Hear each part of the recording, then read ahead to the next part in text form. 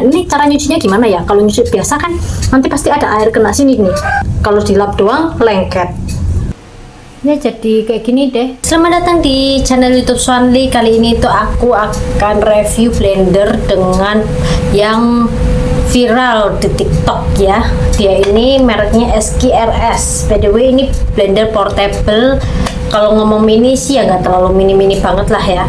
Kalau kalian lihat ini satu satu jengkal aku itu ya masih tingginya segini lah ya pokoknya.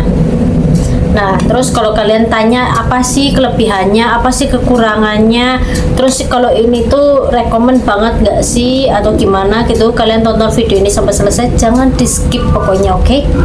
Ini dia blender portable mini yang menurut aku sih rekomen ya untuk kalian yang biasa bikin steak, terus bikin saus katsu, pokoknya bahan-bahan apapun yang udah ditumis terus mau kalian blender, ini rekomen. Soalnya kan kalau blender yang pada umumnya yang kecil-kecil segini tuh kan, kalau udah dituang begini terus harus balik gitu kan.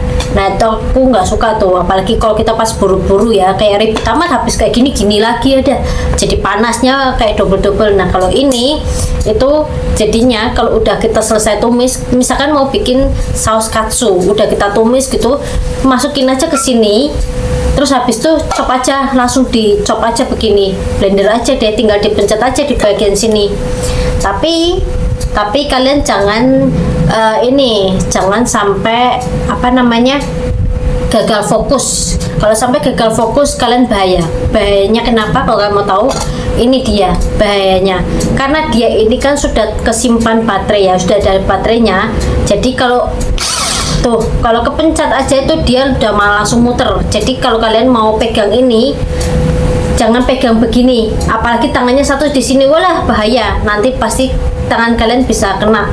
Dan pastikan ini dihindarkan dari anak-anak karena ini benar-benar bahaya banget. Jadi kalau kalian punya anak-anak, benar-benar ini harus dijauhkan banget dari jangkauan anak-anak. Kalau bila perlu kasih tahu ke anak-anak bahayanya di mana dan kasih lihat secara detailnya biar anak itu sadar, oke?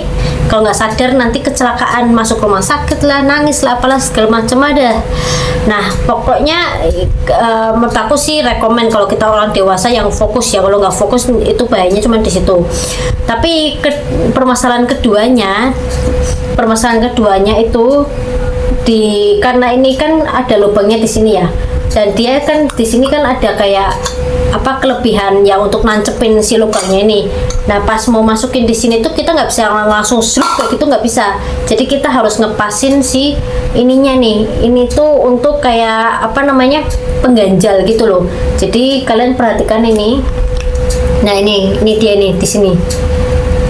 Nah masukin ke sini. Tengahnya tuh harus pas.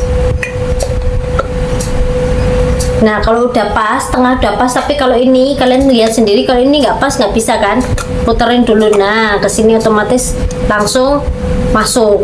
Itu kendalanya cuma di situ. Kalau aku nggak sukanya itu di situ. Jadi kalau kita mau buru-buru memang agak repot. Bener-bener harus fokus banget kita nih kalau mau pakai ini. Kalau nggak fokus malah emosi. Masuk ke sini susah, masuk ke sini susah. Nah itu dia. Terus itu yang kedua, kendala kedua yang paling aku nggak suka ya. Yang kendala ketiga yang paling aku nggak suka itu adalah ada di sini. Ini kalian tahu apa? Lubang charge ya. Kalian perhatikan lubang charge ini, kalau misalkan kalian tutup rapet banget, ini kalian harus congkel pakai jarum atau enggak pakai peniti.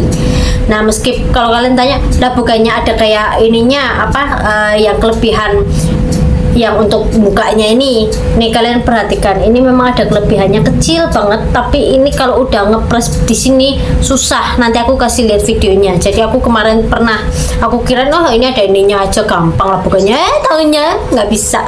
Salah, Anda salah. Itu sudah yang ketiga, sudah aku jelaskan semua unek-unek aku. Yang aku suka itu yang itu tadi, kita nggak usah balik begini, langsung begini aja sudah bisa. Terus yang bagusnya lagi nggak usah pakai kabel ya kan, nggak usah pakai kabel, tinggal kedua. Terus nggak usah takut mati lampu.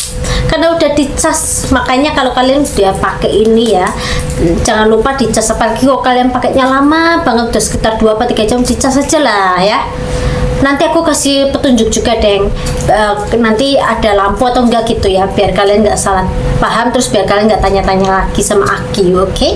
Terus yang apalagi aku tadi mau jelasin, oh ya, yang paling aku suka ketiga itu pas kita masaknya itu ya, nggak mau ribet-ribet masaknya itu, yang versi sedikit-sedikit, misalkan bawang merah 2, bawang putih cuma 2, totalnya cuma 4 biji, bisa nggak sih apa tuh namanya, kegiling semua? Oh tentu aja bisa. Kalau kalian tanya kenapa bisa, kalian lihat dia kan ada 3 mata pisau ya, kalian perhatikan ini ada 1, ada 2, ada 3 ya kan, ada 3 mata pisau yang paling ke bawah sini, kalian tahu posisinya ada di mana?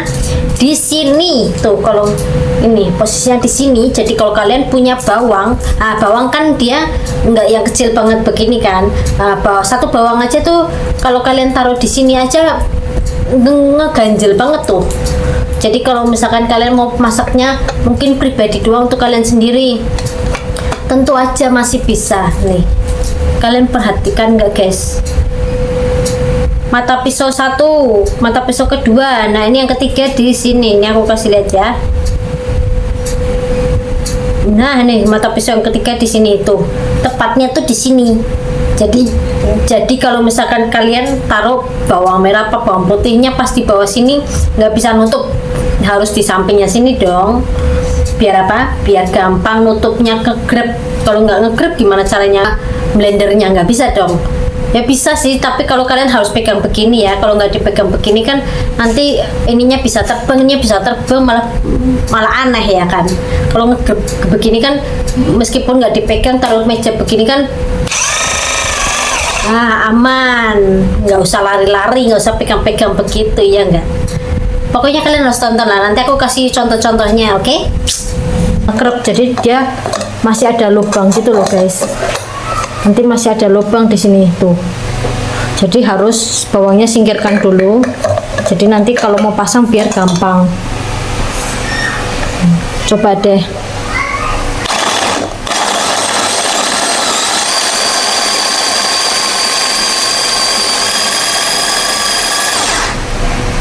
Udah hancur kah? Ini jadi kayak gini deh, kasar-kasar begini. Lumayan lah ya, tapi kalau misalkan kayak gini.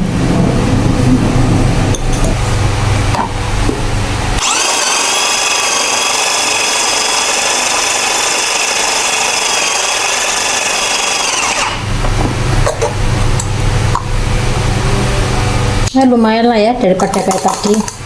Jadi diratain dulu gitu loh, baru bisa ya guys. Tinggal aku kasih liatin aja ding, apa namanya, casnya ya, nanti ada warna atau enggak gitu kan. Ini posisinya di charge ya, kalian bisa lihat itu di charge, dia ada warna merah-merahnya nih di sini. Nah terus kalau misalkan kalian tanyanya kalau udah selesai gimana, tonton video ini, nanti aku kasih lihat lagi, oke? Aku sambil nunggu juga. By the way, ini tuh kabelnya dia itu lubangnya mikro, jadi bukan lubang HP USB-C, itu bukan ya.